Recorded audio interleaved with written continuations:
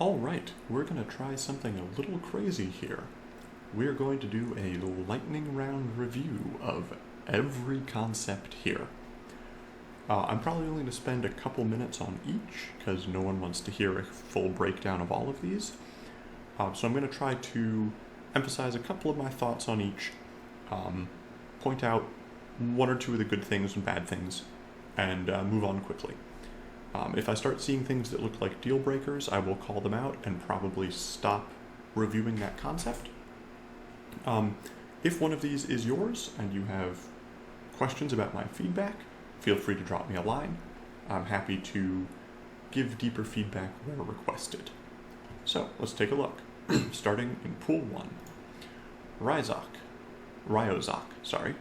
the first hybrid.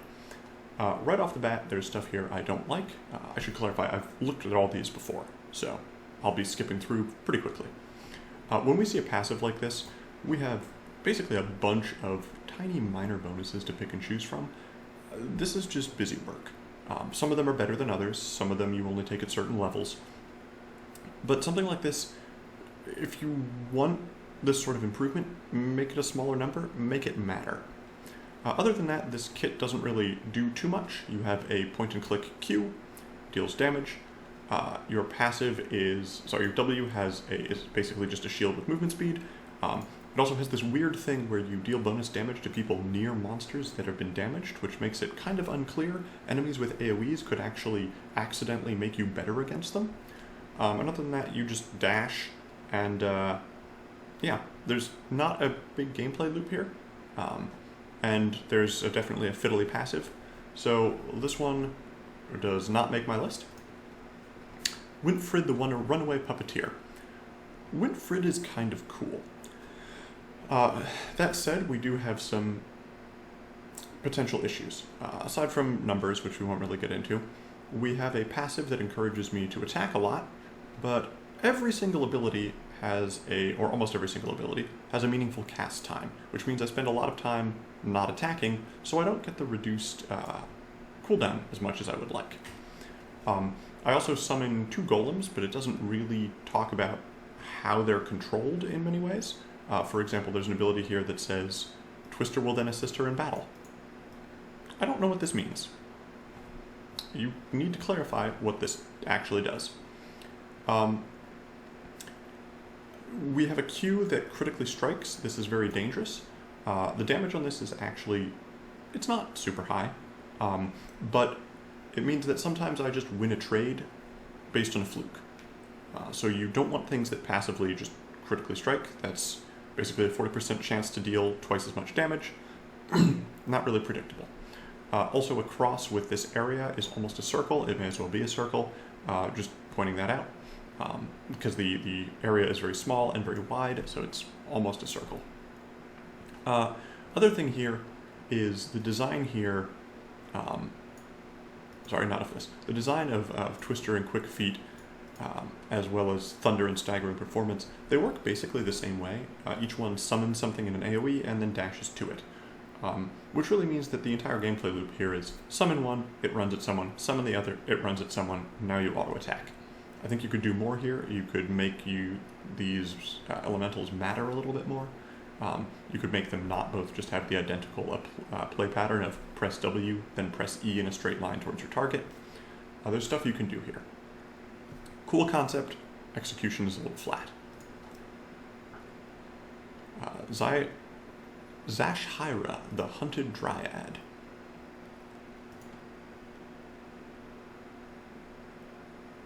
This one's taking a while to load for some reason. Okay, here we go. Okay, so this one has a bunch of what I would call pretty major design issues.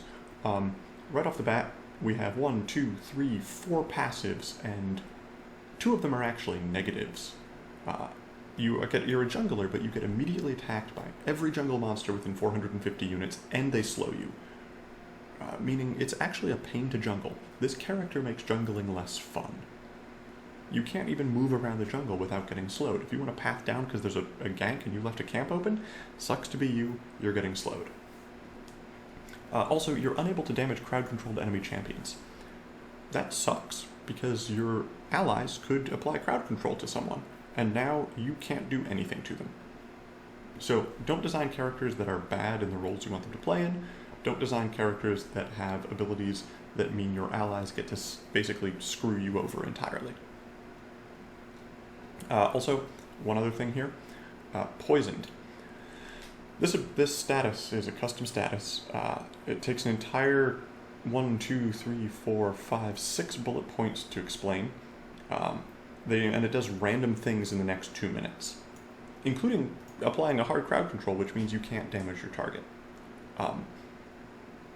This kit in general has a lot of things that are just unnecessarily nerfing you, and also a lot of things that are just a lot of complexity. A lot of these have multiple elements that they don't really need to have. For example, here you have a stun, but you can't damage crowd control champions, so why would you want to stun someone? This kit basically doesn't fit together well. Its gameplay patterns and its abilities run counter to each other. Like, it can actually make its own life difficult in addition to having trouble jungling. So this needs a pretty hefty rework. Yolanda, the young dragon. So Yolanda's interesting. Yolanda gets power from Drake buffs, even the enemy Drake buffs. That could feel frustrating for an enemy, but I actually I like the exploration here.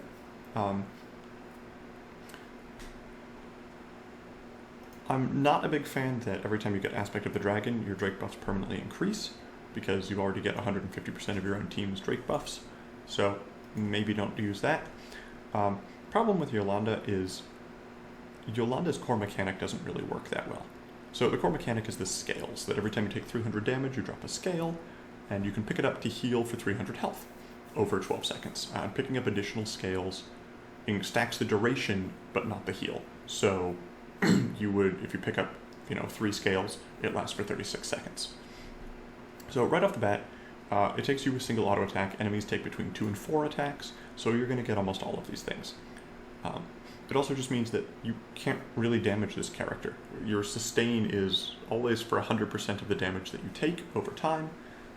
Unless you continually are aggressive against this character, they're just a brick in lane that you can't do anything to, which isn't especially fun. Gameplay pattern is a point-and-click ability, point-and-click small leap basic attack, an immediate AoE around you that slows people, that dashes you forward and back, but every time you hit your Q, you can hit this ability, both halves, because the first half slows, the second half dashes you back. So not a ton of gameplay pattern here. Your Angry Flat magic scales, you never use this above 50% because you take 35% of your health and damage. So the damage you deal per scale is never worth that.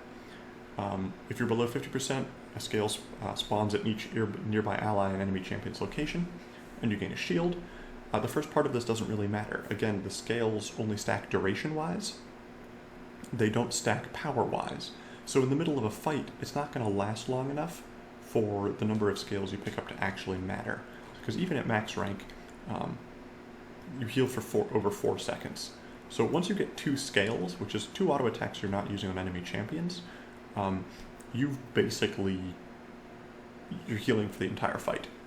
If you wanted to do something here, maybe like hula looping, which is a weird name, but okay, could pick up scales, and maybe scales heals should stack. Maybe they shouldn't heal you for the full amount, but only for like half of it. That way you can actually poke this character down. There's a little more gameplay with the healing, there's a little more incentive to like use your W creatively. There are solutions here, but this kit doesn't really dig into that space much. And then your R is just a generic size increase. I mean, this functions, but it doesn't do anything special. The fact that it's using the scales weirdly, there's a cool idea here, but it's just not quite delivered on. Thea, the fastest thief. This is our last one in pool 1.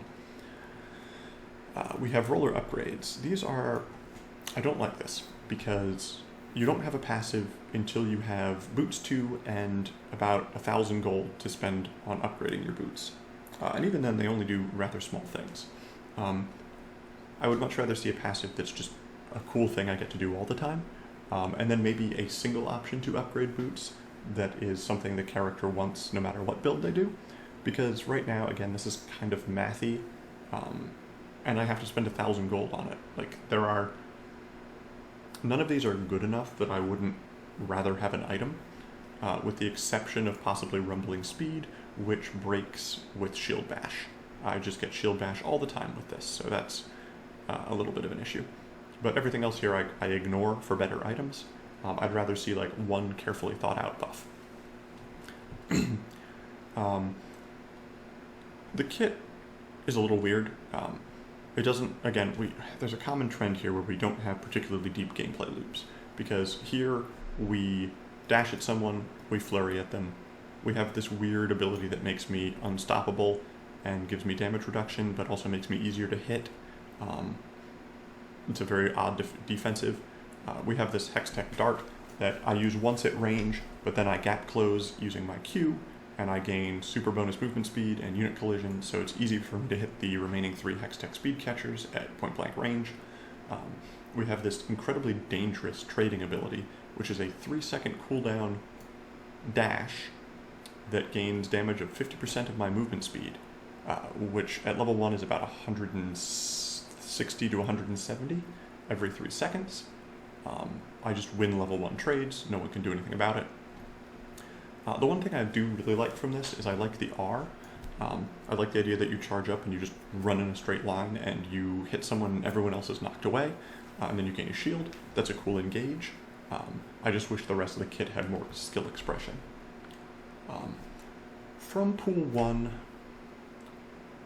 Thea is probably the most functional currently, although the power of the fast foot dash 160 damage at level 1 is really worrying.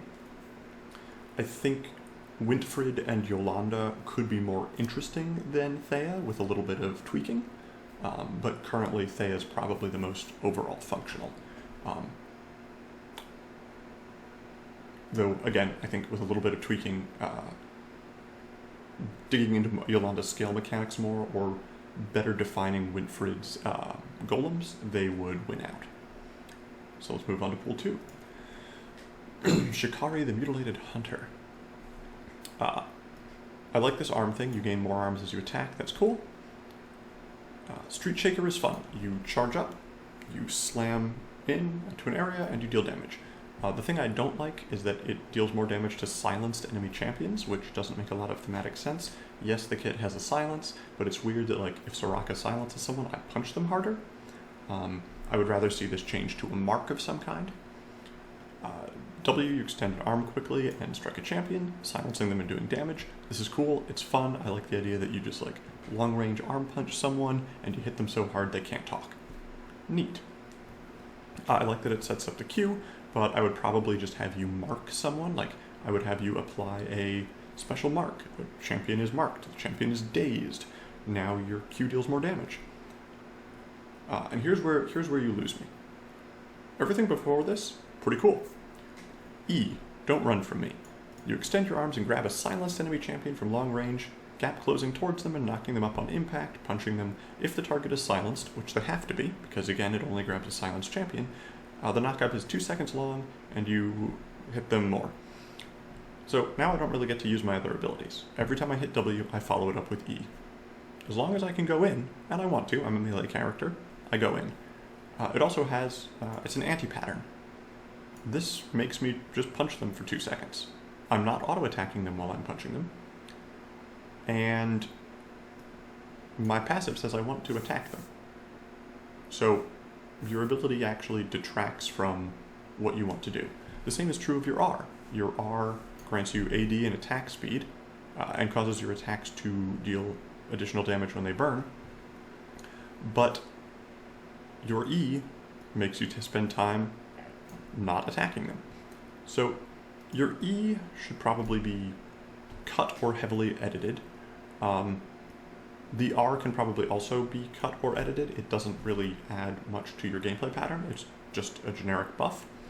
But I do like the WQ thing you've got going on. The passive is fun and thematic. I might consider like maybe one of these abilities becomes like a big flurry of blows since you've got 8 arms. You know, the R could be something like you just over a time you like pick a direction almost like Lucian ult, and you just like punch 8 times in that direction, and each time you hit a target or like every 2 punches the damage increases. There's stuff you could do here that would really help you sell this theme.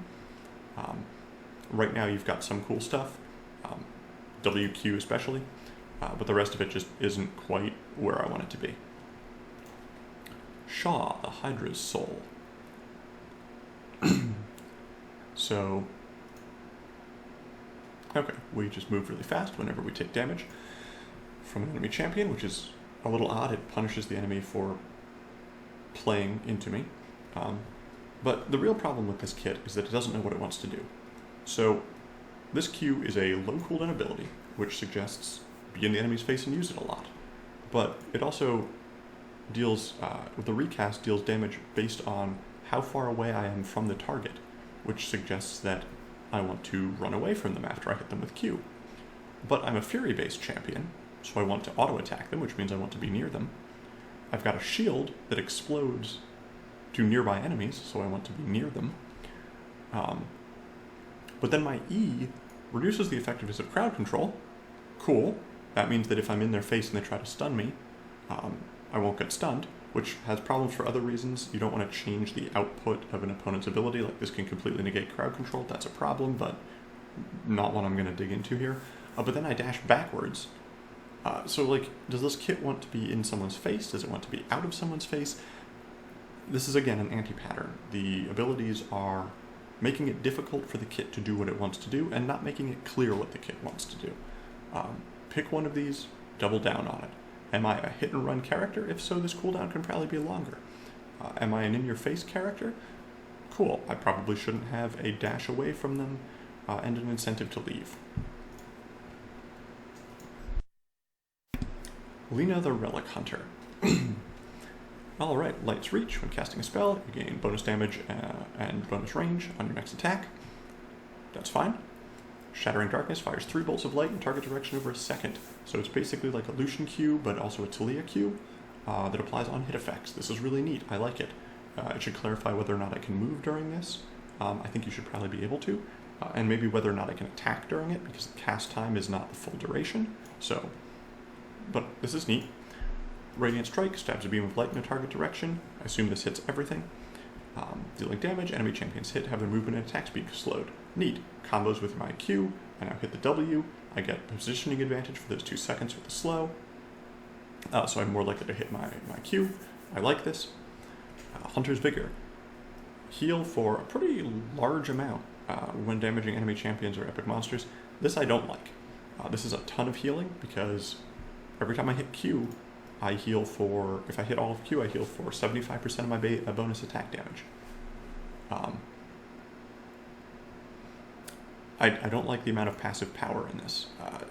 That's even on auto attacks as well. This is ridiculous levels of healing. Active. Gain movement speed and invisibility for 2 seconds. Okay, cool. And the next 2 attack gain Light's Reach effect. This I'm not a fan of because my Q cooldown is already really low. And the Light's Reach cooldown, it's a pretty solid amount of damage, and it has a 3-second cooldown. So, like, I feel like this is taking away from your gameplay pattern of spell weaving. So I question whether this is necessary. I would probably let it just do its normal thing of giving you a single attack. Avenging the Fallen. If a nearby ally champion dies, you gain big attack speed. So this is up to 2,500 gold worth of attack speed based on your opponent playing well. I do not like this. This is my least favorite part of the kit. It takes power away from things you could be giving elsewhere, and it basically punishes the enemy for succeeding. That's not something you want to do, especially not to this extent. I would cut this entirely. Active. Release a large blast of energy. Evenly split, magical and physical, to the first enemy champion in a medium-sized area around them. It's fine. It's not super exciting because my W is already a skill shot in a straight line and my Q is already a skill shot in a straight line. I might try to come up with something a little more interesting for the ultimate. That said, I do like the way this is kind of a mirror of Lucian. but still doesn't quite feel like Lucian. So this kit's decently well done. I would make some tweaks to E. I would probably redesign R entirely. But overall, not bad. It's not anything particularly revolutionary, but not every kit has to be. Elric, the Blasphemous Botanist. So Elric tries some interesting things. We've got this thing where we run around collecting potions, and then we brew them and we use them to empower our abilities. The problem is that the abilities aren't that interesting. Q is a long cooldown AoE skill shot that creates a zone. W in general is just really weak. All of these abilities are very weak. There's like a small shield, a very, very, very small AoE that deals minimum damage and a very small amount of healing, a tiny movement speed buff. So, and then E is just the ability to dash to terrain and flora to collect them. So really all this character does is dash around and every 9 to 16 seconds throws a skill shot. You always gotta be careful when you build your kits to make sure that you actually have gameplay. Because you put so much into the different things potions can do that you didn't think about, like, what is the character actually doing as a whole? Sure, you can choose different potions, but, like, you don't do much with them.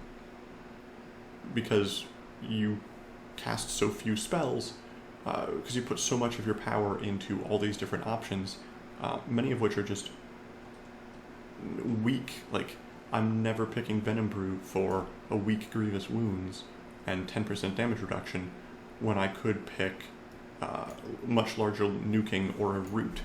Like, the number of cases where Venom Brew is useful enough that I'm actually going to select it for a thing I'm only going to get to cast once, maybe twice in a fight, basically never. So consider your gameplay loop a little more carefully. Creative approach, but doesn't quite work out. And Korra, the Noxium Nephilim. So this is a gimmick kit. We have this gimbal mode, but the problem is you don't really do anything with it. You bounce around, but at no point is there anything that this kit does that I couldn't do better on a character who didn't have this weird movement mode. It makes the input difficult for no real gain, because everything here is dependent on me basically walking through people, or tools to help me move to get around the fact that you gave me an inconvenient way to move. So, like, it's an interesting gimmick, but gameplay-wise it doesn't do anything, really. It's just a gimmick. Like, you put some stuff to try to make it work, but, like, Q always moves me backwards, which means the enemy can just move sideways, and I'm out of luck, unless I cancel gimbal mode. But since I'm moving backwards, that means I can't use the active of Bloodstar grenades because I've got nothing to detonate, and I have to actually pass through people in order to make this work. But my Q moves me backwards, which means the only way I have to really move forwards is to use this, but it damages the first enemy in its path. Okay, but I have to hit terrain or an enemy to even make this work, which means a lot of times I'm just trying to get into position to do anything. I could just play a character who doesn't have to have that issue. So for Pool 2, the clear winner for me is Lena the Relic Hunter, because it's the one that is currently the most functional across the board. Shaw could be interesting, but it has some of those problems we talked about, where its gameplay is basically just WE every time. I think Lena is currently the most well put together kit. Now, part of that is that it's probably the simplest, but simple isn't always bad. If you want to try something complicated, you need to put more time into making sure that complication is worth it and that you use it well. Pool 3. Sidon the Haunted One. You get one attack every 2 seconds. This loses you lane. Because the moment you farm, people engage on you. And if you poke, you lose engage. You lose the ability to trade. Also, your damage isn't super high. And yes, you gain permanently scaling bonus AD and bonus range and bonus attack speed. Which is a little weird. Because the reason Senna gets these things is she doesn't have AD that scales. Regardless. Okay, you dash in a direction while you summon a spectral clone, dashing in the opposite direction. The spectral clone appears to attack as well. So you basically hit for 2 huge chunks right away, and that's all you do, which means this character is basically in the I hit Q, so you die, and if I don't hit Q, that's all I've got. Right-click the kit is never particularly engaging, especially if you only really need to right-click once. Purgatory is just frustrating. You gain a defensive ability, but there are actually people who try to attack you inside it. You don't make a defensive ability that is not a defensive ability.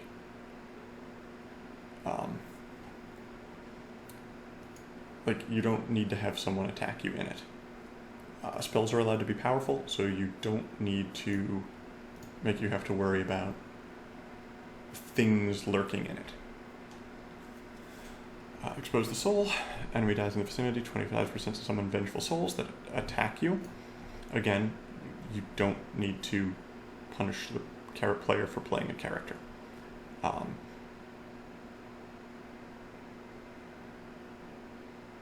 Also, why would enemy champions kill these souls? They attack you. So, enemies don't want to kill them. It also actually gives you a ton of healing for free, because it's a percentage of your max health that triggers on average 2 to 3 times per wave. And we have more damage on a bullet, so now our one-shot has gotten even better. Assuming this stacks with auto-attacking, it doesn't clarify, so I'm a little unsure.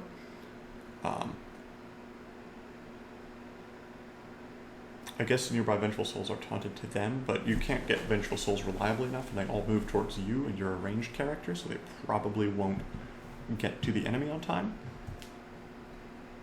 But again, this is a point-and-click fear, basically, that also slows them. This character just feels very frustrating to play against. And then you teleport and you one-shot someone. So this is right-click the champion, with a lot of weird soul mechanics. It's creative, but I don't think it works. Because there's not much you can do, guys. If he can right-click you, you die. And if he can't kill you with a right-click, then doesn't have a lot going for him. Yohei, the Sea Dragon of Ionia. Alright, nearby allied champions and himself increase active skill damage by 50% of his AD, growing with level. Be careful with this. Cassiopeia exists. Cassiopeia presses E once every half second. This is incredibly powerful on certain characters and basically useless on others. Well, not useless, but the power difference is really, really, really, really huge. So you want to be very careful about this. I do not like giving things to allied champions like this, because this is cripplingly strong. Alright, so we have a Tempest that floods forward, acquiring control immunity. I'm guessing that this is a translation error and should be crowd control immunity. But this stuns people, deals damage, reduces movement speed, It's on a 10-second cooldown, and it's an AoE stun that also slows for 3 to 6 seconds with a 2-second stun and a 2-second airborne. You can't put this much crowd control on a basic ability. This is just absolutely brutal. Especially because, let's look at what else this character has. A pull, that's an attack speed debuff, slow, and percent armor reduction. So we can chain crowd control people and debuff their speed, their attack speed, their armor, and then we slow their attack speed again, and their movement speed again. And then, with our ult, we can stun them, and then disarm them. You need to be careful about crowd control chains. When your kit is basically chain CC you with every single ability so you don't get to play the game, that's really frustrating for an enemy. You also don't want so many redundant effects. You have multiple attack speed slows, multiple movement speed slows. These things don't stack. They're at least not the way you'd expect them to. My character doesn't need a million slows. So this character basically just exists at people and locks them down forever, and that's not especially fun to play against. Zarkaj, the Acathian Bane. So this one's I'm probably going to skip because by its own admission, it's not really finished, which makes it difficult to really talk about. I will say this kit doesn't do a lot. Its W is just a minor damage reduction. Its ultimate resets someone's position and health, which can actually punish your allies for trying to fight someone. Sure, it yanks them back, but when their health resets, it means anyone who tried to burst them loses stuff. There's not much to say here. It's definitely not really finished.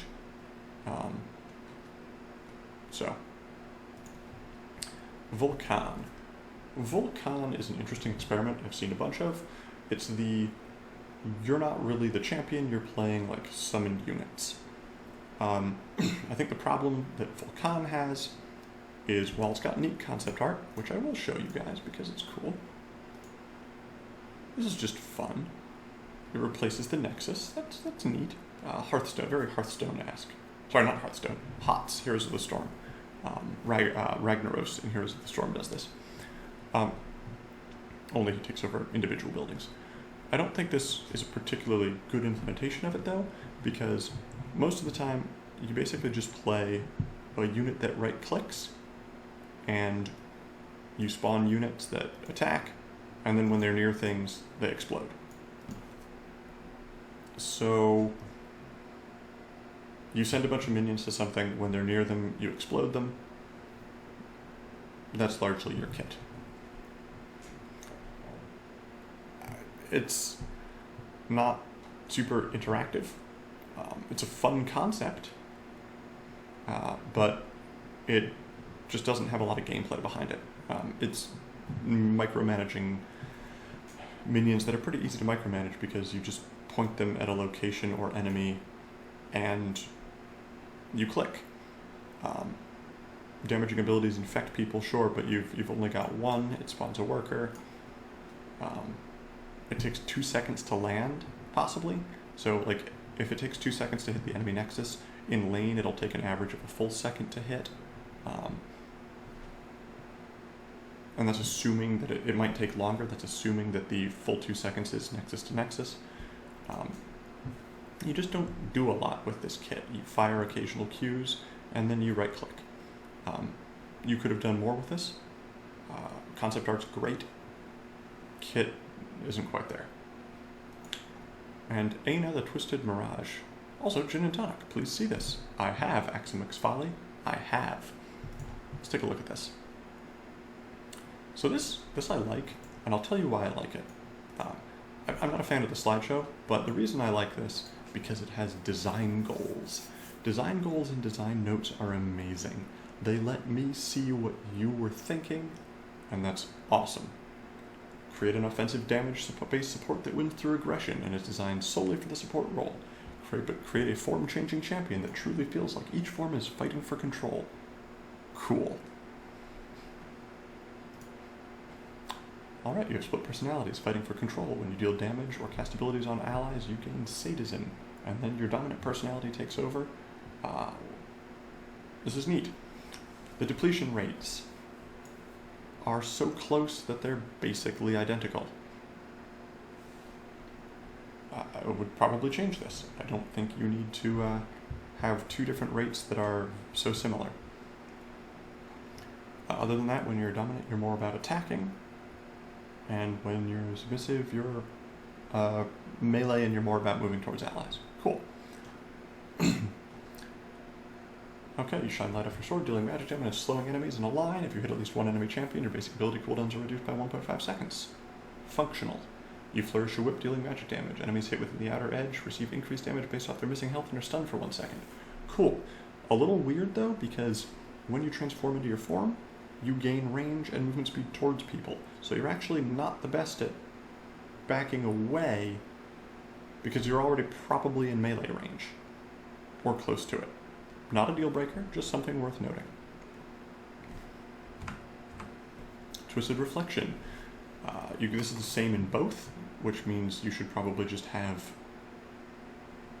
one ability and just say it's in both forms. You shield someone. If an enemy damages it, their portion of that damage is reflected back to them, and you recast to heal them, kind of like Mordekaiser. Oh, sorry, the difference is whether the recast heals your ally or heals yourself, which is cool. The first half should probably just be the same. The recast could be both.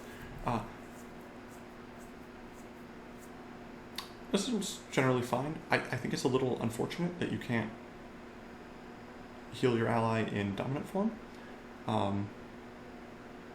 You could probably get away with letting it heal both of you in dominant form. It just makes it a little cooler if you get to save this for later in the fight. I think that's probably fine. I would put a cap on the portion of damage reflected back, simply because you want to be careful about... So like you could even make it just a part of the damage to the shield, so that's fine. Assuming it's capped by the shield's health. You just want to be careful about anything that can reflect like unlimited amounts of damage, because you don't want a basic ability to like kill Vygar because he ulted you. Alright, you can enchant an ally with mirror magic, causing their next 4 attacks to fire a mirror shard at their target on hit, dealing additional damage.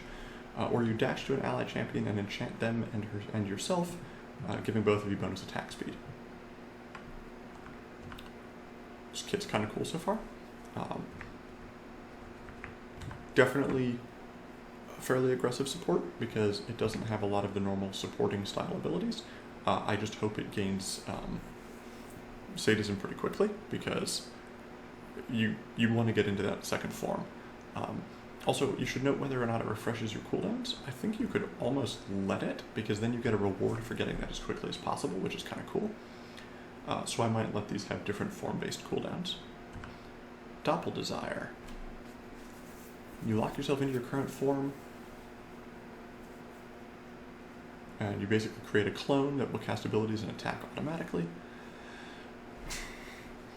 So, I'm not as much of a fan of this one.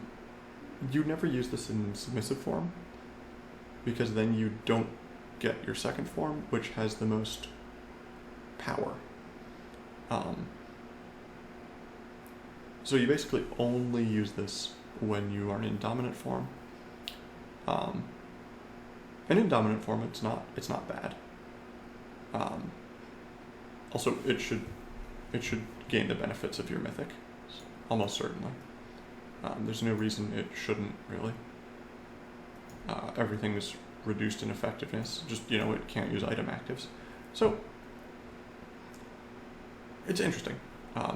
I like this in theory. I feel like it suffers from, I never really want to lock myself in submissive form. And in dominant form, I don't really need to lock myself into it because I'm probably going to keep dealing damage. So I feel like this could probably just summon a clone that is always in the opposite mode to you. So if you switch modes, this switches modes. I think you'd probably be fine with that. So that's it for pool 3. Of these, Aina is definitely the clear winner here, in my opinion. Vulcan is a cool exploration that if it delivered better, I would be much happier with. But I think currently Aina just outdoes it. Pool 4, Memnon the Blasphemous Arrow. After not moving for 3 seconds, we gain bonus range. I don't use this much. Like, if you're in a position where gaining 2 to 400 attack range is really going to make the difference, it's because you're standing in a bush. And you're visible in bushes, so that's a bad move for you. These don't interact especially well. He Who Hunts. You fire an arrow in a line, dealing damage to the first enemy hit and marking them. Alright, that's fine. Places a 600 unit wide circular zone on the ground. It's revealed when an enemy champion enters it. You're camouflaged while inside it.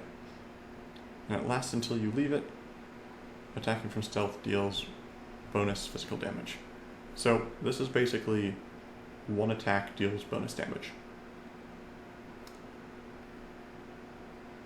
And it basically just makes up for me being invisible, and I have to have time to set up, and I get one attack on a super high cooldown for 30% bonus AD to 50% bonus AD, which at level 1 is 0, maybe 4 damage if I get up Doran's Blade.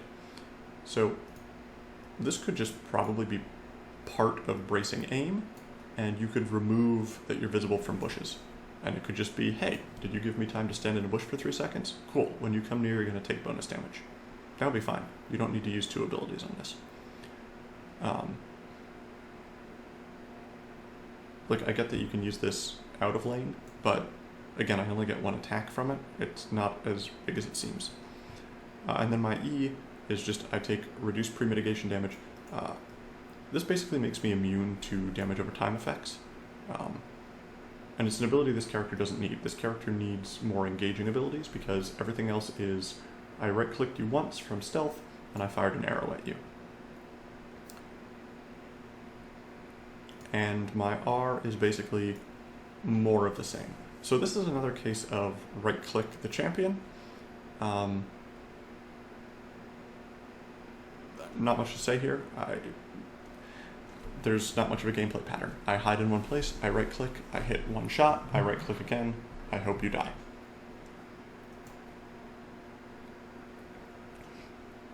Ivona the Evolutionist. Alright. So right off the bat, you should say that I actually gain stacks. It doesn't say I gained stacks previously.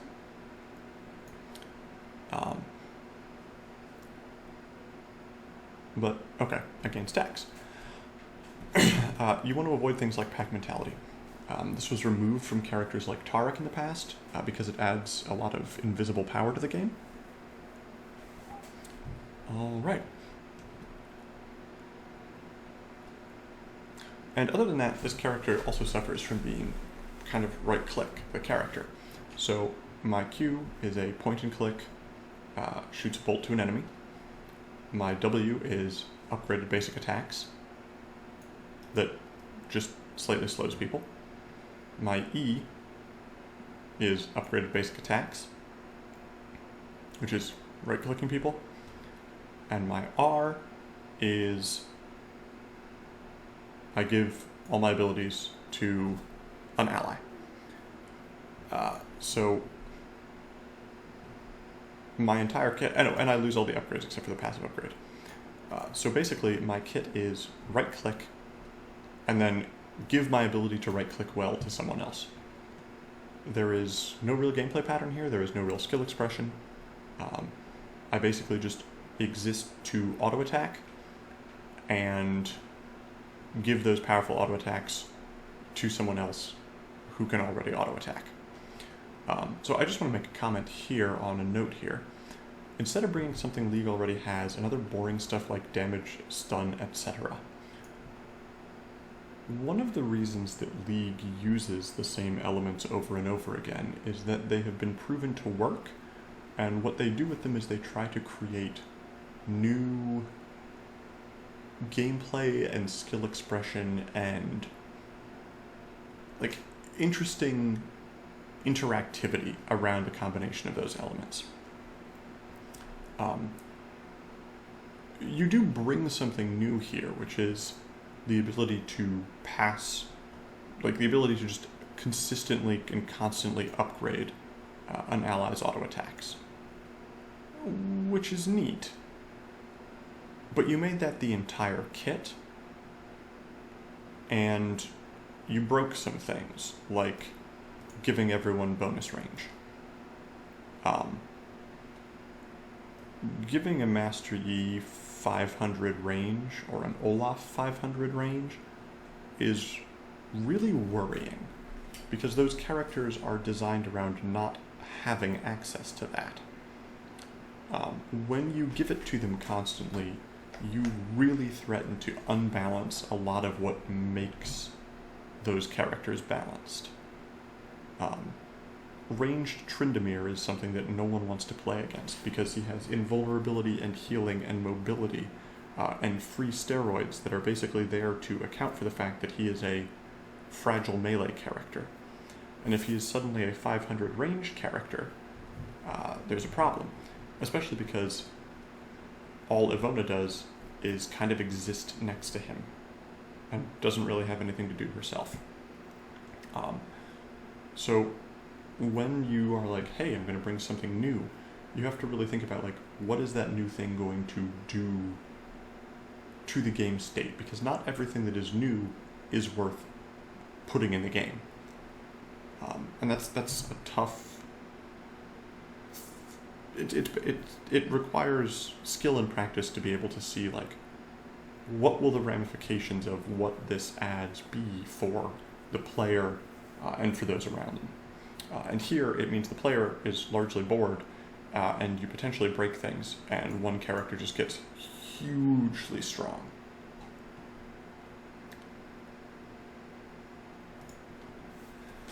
Alright, Heart's the perfect heist.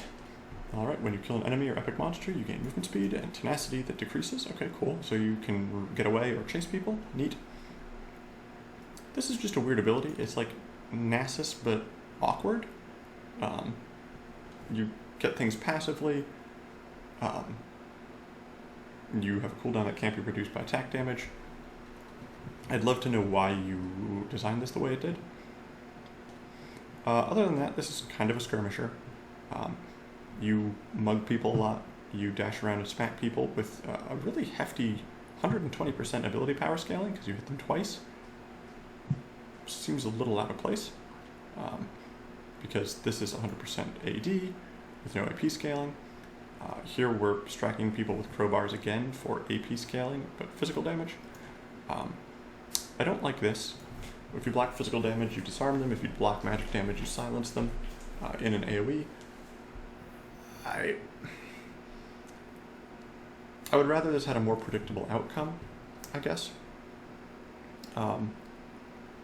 Especially because it seems to only have one form of CC, based on which form of damage is defended first.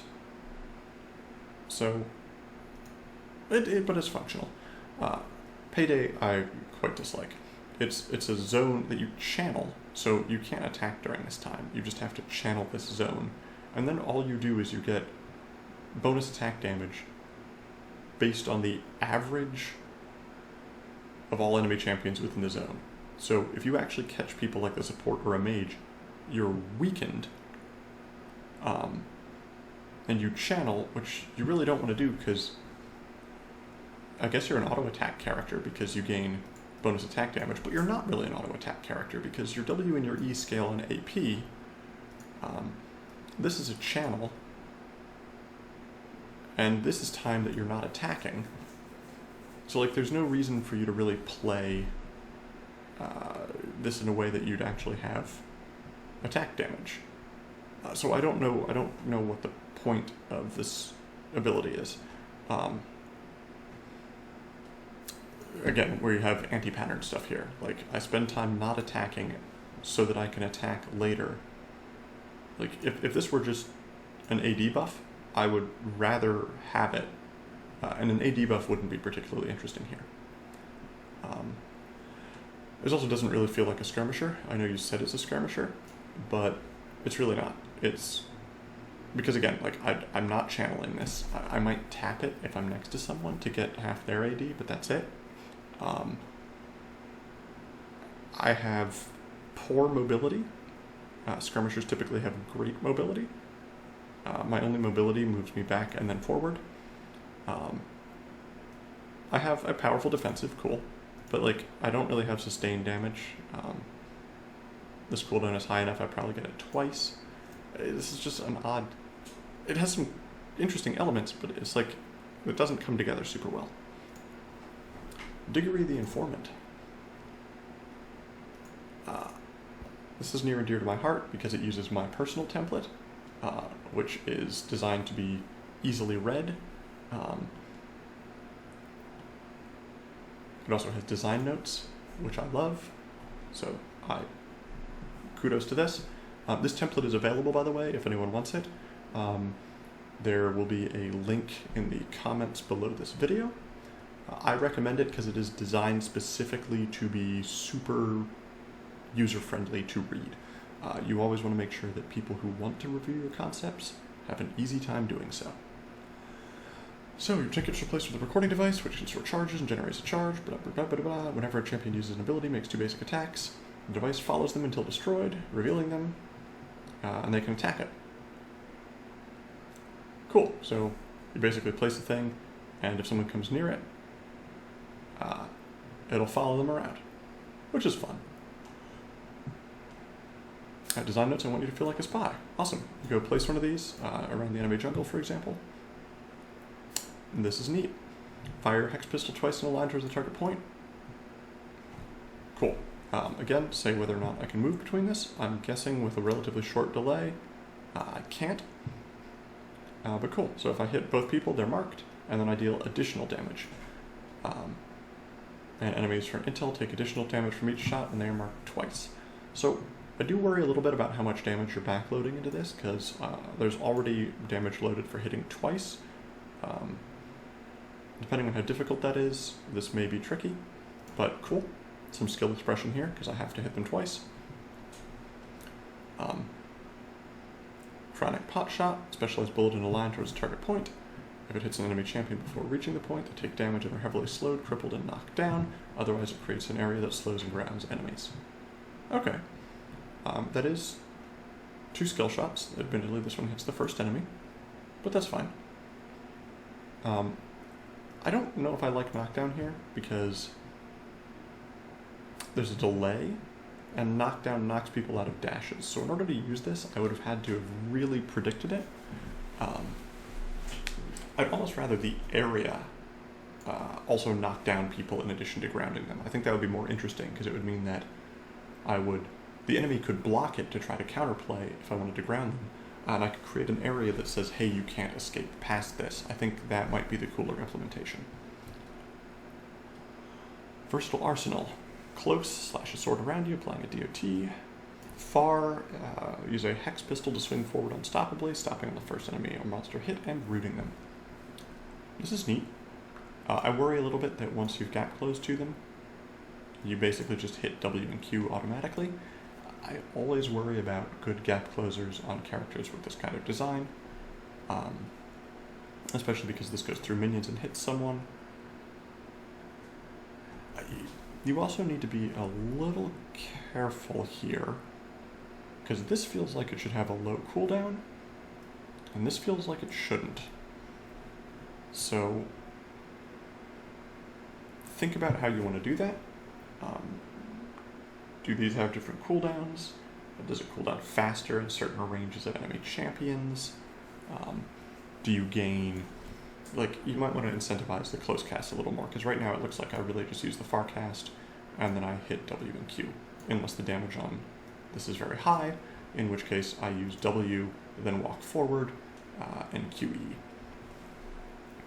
You must have intel in order to cast this spell. Reveal enemy champions you have intel on.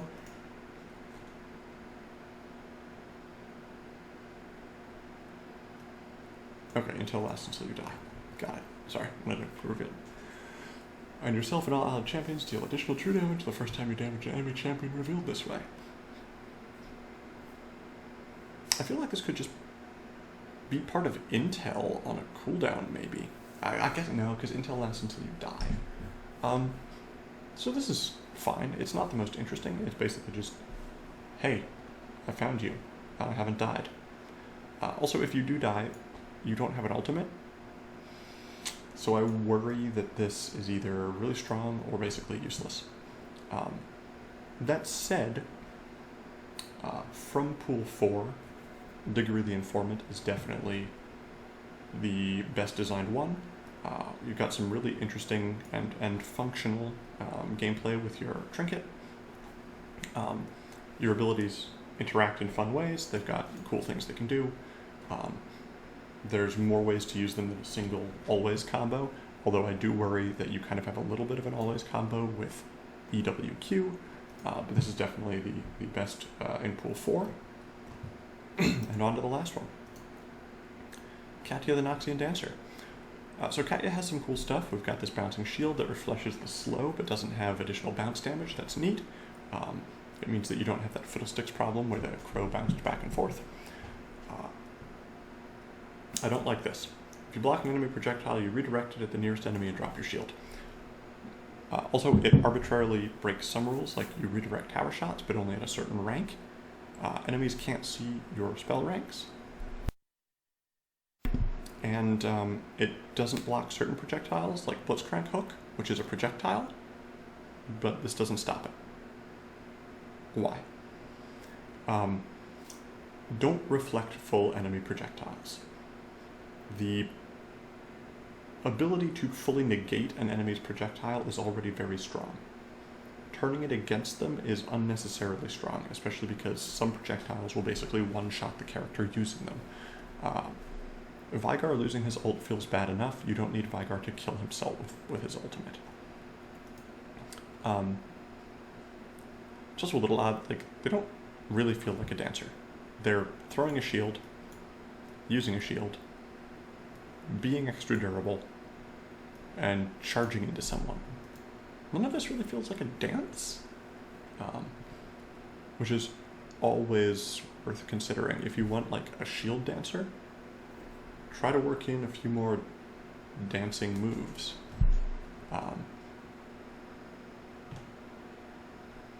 Now, I appreciate that, like, maybe she's not supposed to be a dancer anymore, in which case, maybe don't call her the dancer. It creates basically an expectation you don't live up to. And then you channel for 1 second, you carve a circle around you, which I like. I like the, like, hey, here's where it goes. But this is just a buff to everything. So, okay, my Q deals more damage, that's fine.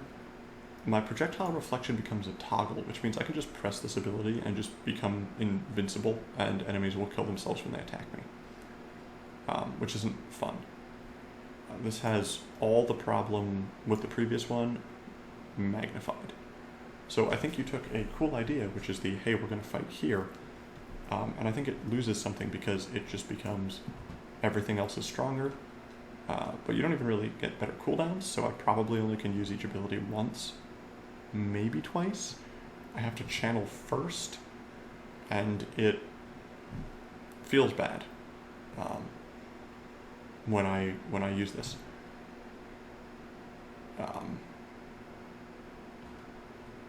Because someone can just walk away, and I have to channel before I use my abilities or I lose stuff. Also, this isn't really a Vanguard. Vanguards have big engages. Here, my only big engage is against a single person after I've used my ultimate, or against a single person with E. That doesn't make an especially good Vanguard because I'm not good at having that big moment of getting into a fight.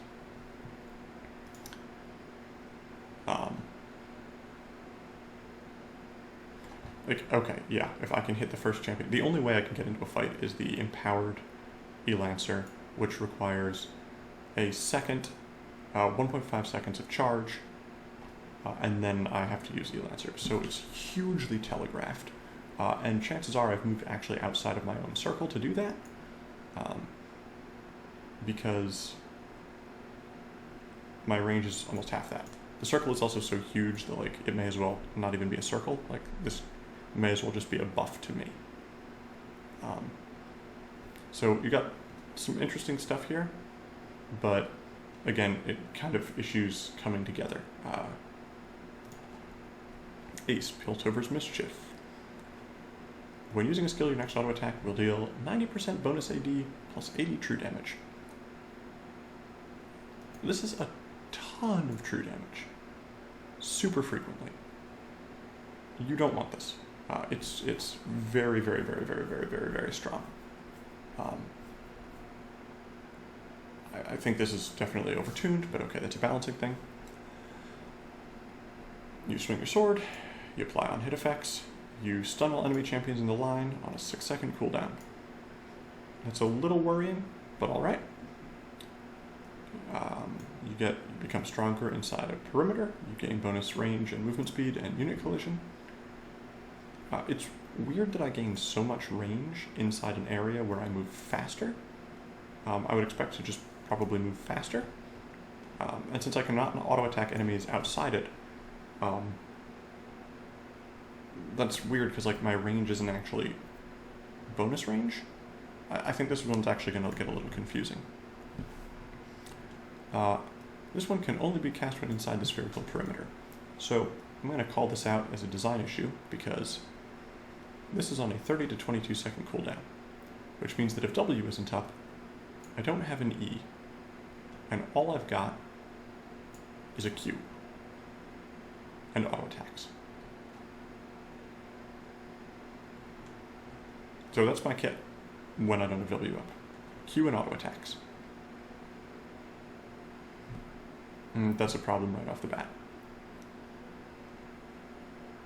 Because once W's down, that's it. That's my ability. There's no point in ever really maxing E because like at 14, 12, and 10 seconds, I'm only getting to use it once anyway. Sure, at 15 seconds, if I get some cooldown reduction, I could use it twice if I cast it right away, but it has a 1 second channel, so I probably can't. That's a design problem right off the bat because, again, your kit ends up not having stuff to do the majority of the time. Ormir, the Dragon's Bond. Every second you gain Fury. At 100 Fury, you receive a fire attack in the target area towards the target unit. What target unit? You need a way to... Okay, target prior... Okay, so your nearest enemy champion unit or the one you attacked last. Cool. You slide dash. You knock people into the air. Alright, that's functional. Simple, but functional. You dash a short distance and strike the first unit. You knock away the target. Airborne units are knocked further. And then if they collide with terrain, they take physical damage, are knocked airborne, and ricochets toward you. So I hit someone with Q, I hit them with this. They are chain bounced around. They are knocked up for a fairly significant duration. This could be first unit. Then I get another dash. So this is three dashes now. And this one extends it and deals double damage. So this is one of those one true combo kits. I hit Q, then I hit WE in some order, and then I wait for my cooldowns. And everything has about the same cooldown at max rank, so I just do that every X seconds. You design this so that you don't have a lot of freedom. You always want to hit airborne units. The benefits you get are very strong, so you always Q into the other two abilities in some order, and that's about it. Also be careful about things like this where you have sources of fire. For example, Ignite is damage over time. Leander's Burn effect is damage over time. Brand's Burn, okay, these are all damage over time's effects. Leandry's isn't technically themed as fire, There are tons of other damage over time effects that may or may not qualify. You can only activate one spell in the set per element acquired. How do you acquire other elements?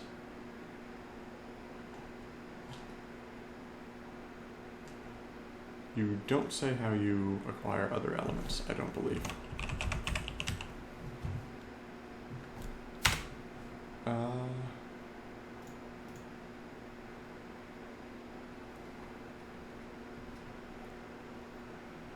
Yeah, so this ends up becoming slightly arbitrary. And your power varies heavily based on who happens to be in the enemy team, because you've decided that some things are fire and some are not. Like Leandri's Torment and Corrupting Potion aren't themed as fire. But some AoE spells with fire are. Like this is what about different skins that have fire effects?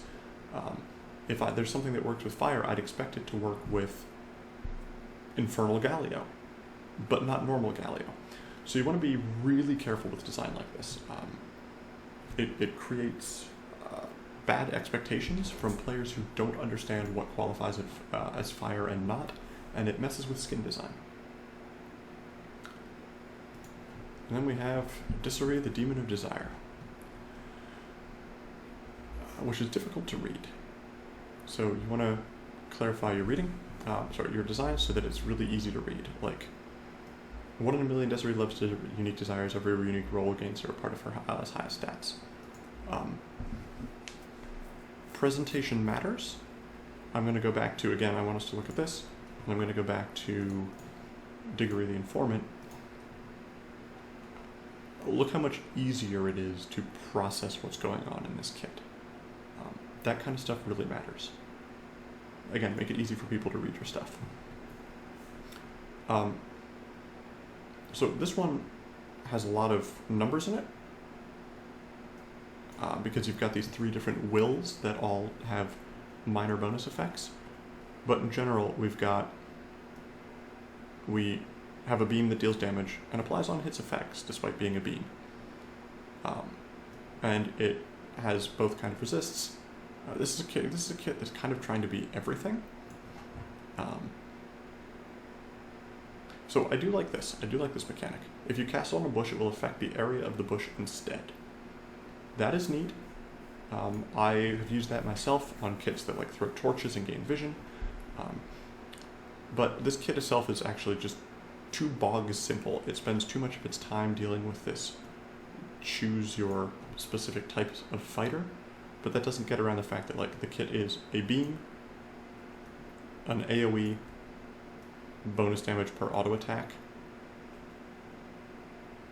and that's about it. This is probably the most difficult one to pick a winner from. I don't think this had a clear standout. I would probably have to say Katya wins this for having some of the most interesting individual mechanics. The shield hurl is fun. The dash is pretty functional.